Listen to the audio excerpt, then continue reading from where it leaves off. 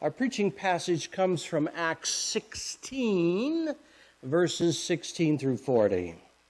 Once when we were going to the place of prayer, we were met by a female slave who had a spirit by which she predicted the future. She earned a great deal of money for her owners by fortune telling. She followed Paul and the rest of us, shouting, "These men are servants of the Most High God, who are telling you the way to be saved." She kept this up for many days. Finally, Paul became so annoyed that he turned around and said to the spirit, "In the name of Jesus Christ, I command you to come out of her." And at that moment, the spirit left her. When her owners realized that their hope of making money was gone, they seized Paul and Silas and dragged them into the marketplace to face the authorities. They brought them before the magistrates and said, "These men are Jews and are throwing our city into an uproar by advocating customs unlawful for us Romans to accept or practice." The crowd joined in the attack against Paul and Silas, and the magistrates ordered them to be stripped and beaten with rods. And after they had been severely flogged, they were thrown into prison, and the jailer was commanded to guard them carefully. When he received these orders, he put them in the inner cell and fastened their feet in the stocks. About midnight, Paul and Silas were praying and singing hymns to God, and the other prisoners were listening to them. Suddenly, there was such a violent earthquake that the foundations of the prison were shaken. At once, all the prison doors flew open, and everyone's chains came loose. The jailer woke up, and when he saw the prison doors open, he drew his sword and was about to kill himself because he thought the prisoners had escaped. But Paul shouted, "Don't harm yourself. We are all here." The jailer called for lights, rushed in, and fell trembling before Paul and Silas. He then brought them out and asked, "Sirs, what must I do to be saved?" And they replied, "Believe in the Lord Jesus, and you will be saved, you and your household." And then they spoke of the word of the Lord to him and to all the others in his house. At that hour of the night, the jailer took them and washed their wounds. Then immediately he and all his household were baptized. The jailer brought them into his house and set a meal before them. He was filled with joy because he had come to believe in God, he and his whole household. When it was daylight, the magistrates sent their officers to the jailer with the order, "Release those men." The jailer told Paul, "The magistrates have ordered that you and Silas be released. Now you can leave. Go in peace." But Paul said to the officers, "They beat us publicly without a trial, even though we are Roman citizens, and threw us into prison. And now do they want to get rid of us quietly? No, let them come themselves and escort us out." The officers reported this to the magistrates, and when they heard that Paul and Silas were Roman citizens, they were alarmed. They came to appease them and escorted them from the prison, requesting them to leave the city. And after Paul and Silas came out of the prison, they went to Lydia's house, where they met with the brothers and sisters and encouraged them.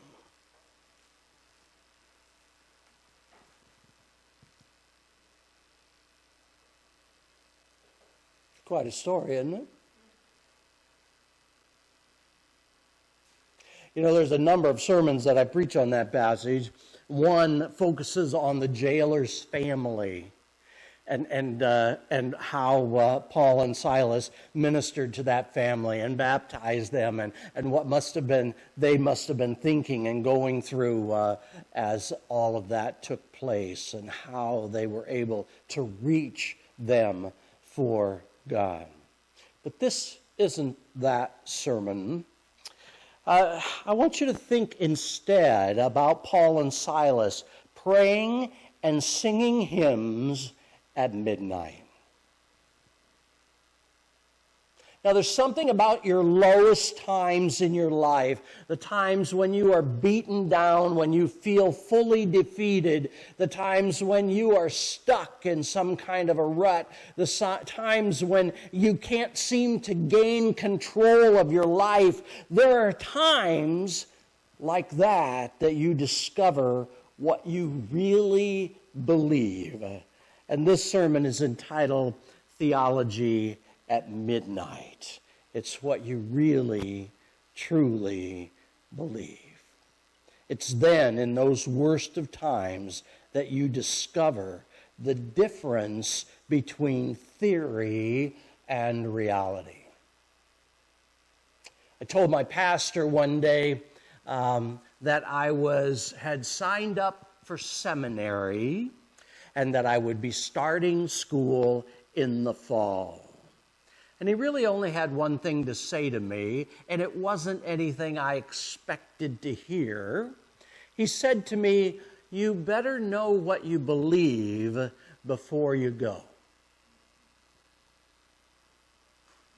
You know, my whole idea of seminary was that I was going to be told what to believe, that all these passages that never made any sense to me were going to be interpreted, that somehow all of this stuff would be brought into a cohesive whole, and that I would suddenly have insights that I had never had before. And so I was so excited to sit down in class and learn what I really should believe. And then you know what they did? They taught me systematic theology, Greek, Hebrew, Old Testament, New Testament, ethics, church history, missions. And when each one of those subjects, they introduced me to 20 or 30 or 40 voices over the ages and all of those different opinions on that subject. Instead of learning what I really should believe, I walked out more confused than I walked in. I had been told so many things. I had read so many opinions, all these different theologians over the ages that had interpreted biblical passages and said what they thought they meant. And wow, my head was swimming. Paul was the kind of person who knew what he believed. He had it all pinned down. He understood it. It was close to his heart, and he believed it to be absolute truth. Now, Paul went through an amazing conversion experience, and you probably remember that experience. Paul was zealously against Christ. Absolutely over the top. Christ was the worst, and he was out to convince people not to follow Christ. And in fact, he was so zealous that he actually murdered Christ's followers. And then he had an experience that we call the Damascus Road experience, where Christ came to him in person. And after that, Paul was again zealous, but this time, instead of being zealous against Christ, he was zealous for Christ. He carried the gospel, the Christian message, to Turkey and Greece and Rome. And he said, "This one thing I do." Because he was convinced that he was placed on this earth to do that one thing, and that was to carry the gospel to the masses. And for that, he suffered a lot. That story that we read today, some of the suffering. I want to read 2 Corinthians 11, 23 through 27. Are they servants of Christ? This is Paul speaking. I have worked harder, been in prison more frequently, been flogged more severely, and been exposed to death again and again. 5 times I received from the Jews the 40 lashes minus 1. 3 times I was beaten with rods. Once I was pelted with stones. 3 times I was shipwrecked. I spent a night and a day in the open sea. I have been constantly on the move. I have been in danger from rivers, in danger from bandits, in danger from my fellow Jews, in danger from Gentiles, in danger in the city, in danger in the country, in danger at sea, and in danger from false believers. Now, when you hear that, do you think Paul might have been a preacher?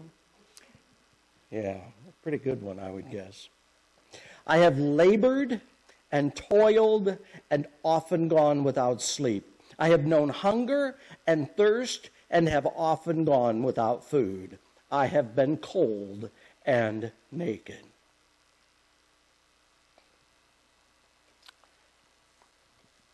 Our passage was about Paul being in prison.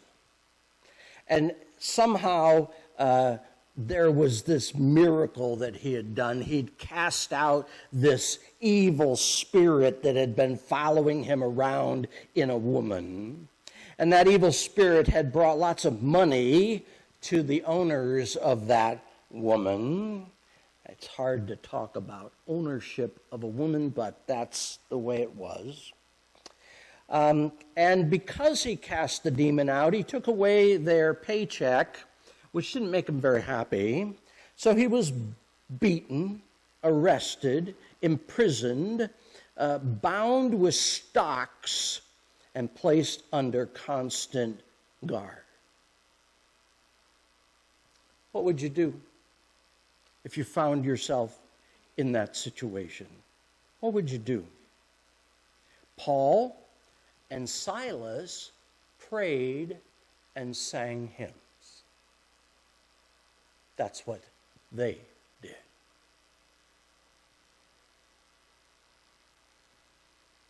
You know, there's lots of ways you could respond to that situation, and it wouldn't always be so positive, would it? You could be absolutely panicked. You could dwell on your pain. You might find yourself shaking in fear because here you are in the darkness. And when I say darkness, I mean darkness. Very few of us have ever experienced absolute darkness. Now, if you've ever gone on one of those cave tours, that's what they always like to do, you know. They'll say, okay, everybody turn out your lights now. We're going to experience absolute darkness. No light whatsoever. And you know what? Every time they do that, there's somebody has their phone on, you know. It's lighting up the entire cave.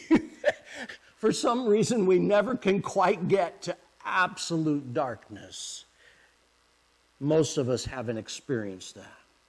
But I'm quite confident that that's what Paul and Silas were experiencing. They literally couldn't see the hand in front of their face. They couldn't see anything. That's what happens when you're placed in the inner cell, see? It's one that has no windows. It's one that doesn't allow light to come in. When you're there in the absolute darkness at midnight, your real beliefs come out. You are drawn to those beliefs, and they are what get you through the situation. And if your faith and beliefs is timid, if it's not really formed, if you really haven't thought the problem through very much, you might have a very different reaction to your situation than Paul and Silas had. Major Ian Thomas was the founder of Torch Bearers International. Some of you may have heard of it. He describes the Christian life in this way. 3 simple statements. The first one is go where you're sent. The second one is stay where you're put. And the third one is give what you've got. Go where you're sent. Stay where you're put. Give what you've got. I think that's some wisdom, really. It helps explain Paul and Silas in prison. It helps explain them how they respond in the darkness with their singing and praying. So the first one is go where you are sent. Moses, Gideon, David, Ananias, they all responded to the call of God. And God also called Paul. From Turkey to Greece, you can read about that in Acts 16, verses 9 and 10. Paul went to Philippi. He preached the gospel. He won people to Christ. And in doing that, he depended wholly on God. Paul, not in despair that he is thrown in jail. It doesn't bother him that much that he is there because he trusts God completely, because he has given all that he has. He has gone where he was sent, and he did what he thought he was supposed to do. Now, I don't want to tell you that Paul didn't suffer. He did suffer. But he also believed, and he prayed, and he sang. My eyes are not working this morning. I don't know what that's about. He was in blackness. He was in shackles. There were no sanitary conditions in these jails, and so they stunk of human waste. It was a miserable, terrible place to be. And I want to make it clear, it's not that you learn your theology at midnight. No, it's you discover your theology at midnight. You figure out what you really believe. And midnight is any crisis in our life. It might be illness, it could be financial issues, it could be relationship issues, it could be job issues, it could be anything that brings a midnight in our life. And when it comes, will you panic or will you have peace like Paul and Silas did? Will you live in fear or will you live in faith? The first one is go where you are sent. The second one is stay where you are put. Now, that may not be where you chose to be. And honestly, so often in my system, I was appointed to churches, and they weren't always the churches I really would have preferred to be appointed to. You know, it wouldn't have been my first choice. And yet, when I got there, it was home. The people were beautiful. The ministry was awesome. And there was no doubt in my mind I was supposed to be there, even if I had been asked beforehand whether I wanted to be there. And coming here was a little bit like that, because I was asked to fill in the first Sunday of each month, and there were a lot of other speakers filling in those other Sundays. And I think it was maybe my third Sunday or somewhere around there. So the third month that Natalie came to me in the back and said, would you consider being our pastor? And I have to tell you, I hadn't considered that at all. I mean, it never occurred to me. When I retired in 2019, I put on my bookmarks all these sites of job listings. I realized then that I had worked continuously since I was 11 years old when I got my first paper route. And so every day I sat and looked at help wanted ads, wondering, maybe I could do that, or maybe I could do this, work in some nonprofit, or the one thing I absolutely knew I didn't want to do was be a pastor again. I was totally burned out on being a pastor. I had been a pastor for almost 30 years, and I had no interest in going back there. And then Natalie walks up.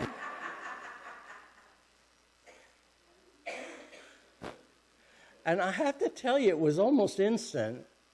I knew this was where God was calling me. I just knew it.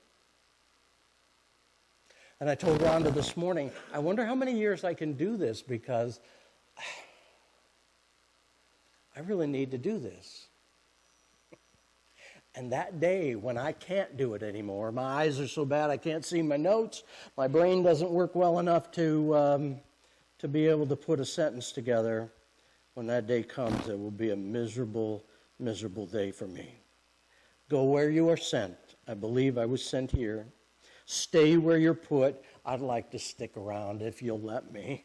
I think that'd be pretty fun. And the third one is give what you've got. I tell you, some Sundays it doesn't feel like a whole lot. I have to admit. Some Sundays I feel like I have more to give. But the real question is, what do you have to give? What do you have to give? Because there's something absolutely certain that I know applies to every single one of you, and that is, God is sending you. He is. Yeah. Every single one of you, God is calling to do something special. And when you get there, and when you're doing that, He'd kind of like you to stick around a while and continue doing that ministry. And while you are there, He would like you to give of yourself. And you know what? He has already gifted you with all the talents and all of the amazing skills that you need in order to accomplish the ministry that He's called you to. Paul and Silas were praying. The prisoners were listening. It says that in the scripture that we read today. But you know what? I have this sense that the guards were also listening. Now, we know the chief guard was sleeping. Okay, that's fine. But he wasn't the only one there. The guards were listening. And at some point, the chief guard had been listening too, because what did he say when those doors flew open and the shackles all came off? What did he say? What do I have to do to be saved? And he knew who to say it to, didn't he? And that night, his whole family was baptized, and he was saved. And now they're at peace, just like Paul and Cyrus were at peace. Here I am. Here I am, Lord.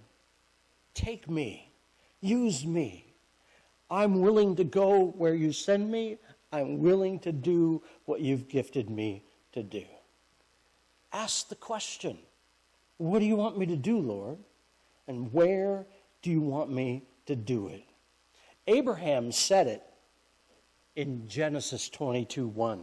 Jacob said it in Genesis 31:11. Moses said it in Exodus 3:4. Isaiah said it in Isaiah 6:8. Here I am, Lord, ready to serve. I'll tell you, some of God's best work is done in prison. Did you know that? Now, there's plenty of time to think there, I guess. John Bunyan, he went to prison for preaching the gospel. He wrote a book, a famous book called Pilgrim's Progress. Some of you may have read it, others perhaps heard about it. Dietrich Bonhoeffer spent time in prison during World War II. His story is an amazing story. Dietrich Bonhoeffer was a pastor in Germany, and when Hitler came into power, he required that all pastors sign that their loyalty to him would be above their loyalty to God. Yeah, they all had to sign that paper in order to continue preaching in Germany. And as you might guess, Dietrich Bonhoeffer said, I'm not doing it. Nope. My loyalty goes to God first. And so what he did was he got on a ship and he came to America to seek asylum. He's here. He's teaching in some of our leading Christian universities at the time. And God called him to go back to Germany. Can you imagine? He was convinced that he was called to go back to Nazi Germany, and he did. He went back to Germany. He taught there in a university. He preached there, and ultimately he was placed into prison. Some of his most famous writings were done while he was in prison. And just before the prison was liberated, like a day or two before the prison was liberated by the Allied forces, he was singled out to be executed.